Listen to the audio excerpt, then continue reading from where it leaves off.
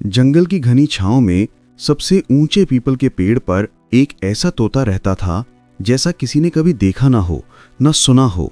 उसका नाम था हरक्यूलिस। ये कोई छोटा मोटा तोता नहीं था, बल्कि एक महातोता था।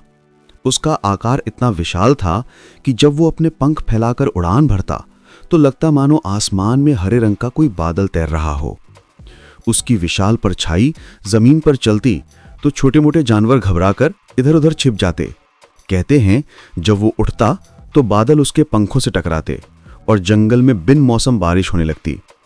उसकी चोंच सूरज की रोशनी में सोने की तरह चमकती थी, इतनी पैनी और मजबूत कि वो एक ही वार में मोटे से मोटे पेड़ की टहनी को काट सकता था। और उसकी आवाज इतनी गहरी और गूंजदार थी कि जब वो कुछ बोलता तो दूर पहाड़ों तक उसकी गूंज सुनाई देती। उसकी पुकार सुनकर जंगल में एक अजीब सी शांति छा जाती। सारे जानवर एक पल के लिए रुककर उसकी आवाज सुनते। लेकिन हरक्यूलिस सिर्फ अपने आकार की वजह से खास नहीं था।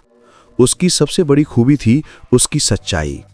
वो बोलता तो था, लेकिन उसके मुंह से सिर्फ और सिर्फ सच निकलता था। झूठ बोलना तो जैसे वो जानता ही नहीं था। चाहे बात कड़वी हो या मीठी, वो हमेशा सच का ही साथ देता। इसी वजह से जंगल के जानवर उसे थोड़ा डरते भी थे, क्योंकि सच सुनने की हिम्मत हर किसी में नहीं होती। लेकिन वो उसका सम्मान भी बहुत करते थे। उन्हें पता था कि हरक्यूलिस की बात पत्थर की लकीर है, जिसे कोई झुठला नहीं सकता। वो जंगल का विवेक था, एक ऐसा प्रहरी जो हमेशा सच के साथ खड़ा रहता। एक साल जंगल पर मुसीबतों का पहाड़ टूट पड़ा। मॉनसून ने जैसे जंगल से मुंह ही मोड़ लिया था। महीनों बीत गए, लेकिन आसमान से पानी की एक बूंद तक नहीं गिरी। भयंकर सूखा पड़ गया। जंगल की जान कल कल करती नदियां अब पतली धारियों में सिमट कर रह गई थीं। कहीं कहीं तो बस सूखी रेत ही नजर आती थी। हरे भरे लहलहाते पेड़ मुरझाने लगे, उनके पत्ते पीले पड़कर झड़ रहे थे। टहनियां सूखकर कांटों जैसी हो गई थीं। जमीन में गहरी दरारें पड़ गईं, जैसे धरती प्यास से तड़प रही हो। जानवरों का हाल बेहाल था। पानी की तलाश में वो मीलों भटकते, लेकिन हर तरफ निराशा ही हाथ लगती। हिरणों के झुंड प्यास से हाँफते, बंदर पेड़ों पर सूखे फल ढूंढते और थक हार कर बैठ जाते। हर तरफ एक उदासी और मायूसी का माहौल था। जंगल की चहल पहल जैसे कहीं खो गई थी। इस गंभीर संकट को देखते हुए जंगल के राजा बब्बर शेर ने एक आपातकालीन सभा बुलाई। सारे जानवर अपनी बची कुची ताकत समेटकर सभा में इकट्ठा हुए।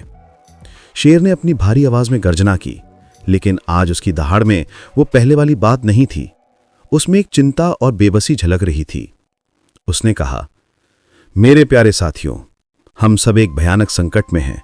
पानी के बिना जीवन संभव नहीं है। अगर जल्दी ही कुछ नहीं किया गया तो हम सब मारे जाएंगे। हमारा ये हरा भरा घर एक रेगिस्तान बन जाएगा। शेर की बात सुनकर सब जानवरों ने उदासी से सिर झुका लिया।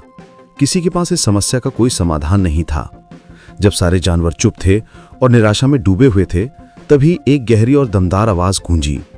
ये आवाज हरक्यूलिस की थी। वो पीपल के पेड़ की सबसे ऊंची डाल पर बैठा सब कुछ देख और सुन रहा था। उसने अपने विशाल पंख फड़फड़ाए और बोला, एक रास्ता है। सभी की नजरें उम्मीद से उसकी ओर उठ गईं। हरक्यूलिस ने आगे कहा, इन पहाड़ों के उस पार एक गुप्त झरना है। वो झरना कभी नहीं सूखता। उसका पानी अमृत के समान है। ये सुनते ही जानवरों की आंखों में एक चमक आ गई, लेकिन उनकी खुशी ज्यादा देर तक नहीं टिकी। हरक्यूलिस ने अपनी बात पूरी करते हुए कहा, लेकिन उस झरने तक पहुंचना लगभग नामुमकिन है। रास्ता बेहद खतरनाक है और सबसे बड़ी मुसीबत यह है कि उस रास्ते में एक राक्षसी चील रहती है। वो इतनी क्रूर है कि आज तक जो भी उस रास्ते से गुजरा वो कभी लौटकर नहीं आया। वो सबको खा जाती है। ये सुनते ही सभा में सन्नाटा छा गया। जो थोड़ी बहुत उम्मीद जगी थी वो भी अब डर में बदल गई।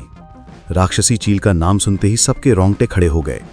उसकी क्रूरता की कहानियां जंगल में मशहूर थीं। कोई भी अपनी जान जोखिम में डालने को तैयार नहीं था। बड़े बड़े बहादुर जानवर जैसे हाथी और भालू भी नजरें चुराने लगे। मौत के मुंह में कौन जाना चाहेगा। जंगल में फिर से वही निराशा और खामोशी छा गई। जब कोई भी आगे आने की हिम्मत नहीं जुटा पाया, जब जंगल के सबसे बहादुर योद्धाओं ने भी अपने हथियार डाल दिए, तब हरक्यूलिस ने एक गहरा संकल्प लिया। उसने अपने विशाल पन्ने जैसे हरे पंख पूरी शान से फैलाए। उसके पंखों का फैलाव इतना बड़ा था कि कुछ देर के लिए सूरज की रोशनी भी ढक गई। उसकी आंखों में एक दृढ़ निश्चय की चमक थी, उसने अपनी गूंजदार आवाज में घोषणा की, मैं जाऊंगा। ये 3 शब्द नहीं थे, ये जंगल के भविष्य के लिए एक उम्मीद की किरण थी। सभी जानवर हैरान होकर उसे देखने लगे। एक तोता उस राक्षसी चील का सामना करने जा रहा था जिसका नाम सुनकर ही रूह कांप जाती थी। और फिर हेरक्युलिस ने उड़ान भरी। ये कोई साधारण उड़ान नहीं थी। जैसे ही उसने अपने शक्तिशाली पंखों को हवा में पीटा, एक जोरदार हवा का झोंका चला। नीचे खड़े छोटे मोटे जानवरों को तो संभलना मुश्किल हो गया। पेड़ पौधे हिलने लगे। उसकी रफ्तार इतनी तेज थी मानो कोई हरा तूफान आसमान को चीरता हुआ आगे बढ़ रहा हो। वो बादलों के ऊपर से, पहाड़ों के बीच से बिजली की तेजी से उड़ता चला जा रहा था। जैसे ही वो उस खतरनाक घाटी के पास पहुंचा जहां राक्षसी चील का राज था, आसमान का रंग बदल गया। एक विशाल काली परछाई ने उसे घेर लिया। वो राक्षसी चील थी, अपने नुकीले पंजों और कातिलाना चोंच के साथ। उसने एक भयानक चीख मारी और हेरक्युलिस पर हमला कर दिया। दोनों के बीच आसमान में एक भयंकर युद्ध छिड़ गया। चील अपने तेज पंजों से वार करती तो हेरक्युलिस अपने फुर्ती से बच निकलता। लेकिन हेरक्युलिस सिर्फ बचाव नहीं कर रहा था, वो सही मौके का इंतजार कर रहा था। जैसे ही चील दोबारा हमला करने के लिए उसके करीब आई, हेरक्युलिस ने अपनी सोने जैसी चमकती फौलाद सी मजबूत चोंच से एक ही जोरदार वार किया। वार इतना सटीक और शक्तिशाली था कि चील दर्द से कराह उठी। उसने आज तक ऐसा प्रतिद्वंदी नहीं देखा था। वो समझ गई कि यह कोई आम पंछी नहीं है। हेरक्युलिस के साहस और शक्ति के आगे उसकी क्रूरता टिक नहीं पाई। डर के मारे वो अपनी जान बचाकर वहां से भाग गई, दोबारा उस घाटी में ना दिखने के लिए। हेरक्युलिस ने साबित कर दिया था कि हिम्मत के आगे बड़ी से बड़ी ताकत भी घुटने टेक देती है। राक्षसी चील को हराने के बाद हेरक्युलिस बिना रुके अपने लक्ष्य की ओर बढ़ता गया। जल्द ही उसे एक मधुर ध्वनि सुनाई दी, पानी के गिरने की आवाज। वो समझ गया कि वो झरने के पास पहुंच गया है। उसने देखा कि एक विशाल चट्टान ने झरने के रास्ते को रोक रखा था, जिसकी वजह से पानी जंगल की तरफ नहीं जा पा रहा था। हेरक्युलिस नीचे उतरा और उस विशाल चट्टान के पास पहुंचा। उसने अपनी पूरी ताकत लगाकर अपनी मजबूत चोंच से उस चट्टान पर वार करना शुरू कर दिया। वो एक मूर्तिकार की तरह लग रहा था जो पत्थर को काटकर रास्ता बना रहा हो। काफी मशक्कत के बाद उसने चट्टान का एक बड़ा हिस्सा तोड़कर हटा दिया और फिर एक चमत्कार हुआ। रुके हुए झरने का बंधन टूट गया। पानी की एक शक्तिशाली निर्मल धारा पूरे वेग से बाहर निकली और जंगल की ओर दौड़ पड़ी। वो सूखी नदी में जान बनकर बहने लगी। जैसे ही पानी जंगल में पहुंचा, हर तरफ खुशी की लहर दौड़ गई। सूखी धरती ने पानी को सोख लिया। मुरझाए हुए पेड़ पौधों में फिर से जान आ गई। कुछ ही दिनों में जंगल एक बार फिर से हरा भरा हो गया। जानवर खुशी से झूम उठे। उन्होंने जी भरकर पानी पिया और नाचे गाए। जंगल में फिर से जिंदगी लौट आई थी। राजा शेर ने एक भव्य सभा का आयोजन किया और हेरक्युलिस के सम्मान में कहा, आज से हेरक्युलिस सिर्फ एक तोता नहीं बल्कि जंगल का रक्षक है। उसने अपनी जान पर खेलकर हम सबकी जान बचाई है। वो बस विनम्रता से मुस्कुराया और अपनी गहरी आवाज में बोला, सच्चाई और हिम्मत से बड़ा कोई आकार नहीं होता। उसकी ये बात जंगल के कोने कोने में गूंज गई और हमेशा के लिए एक मिसाल बन गई।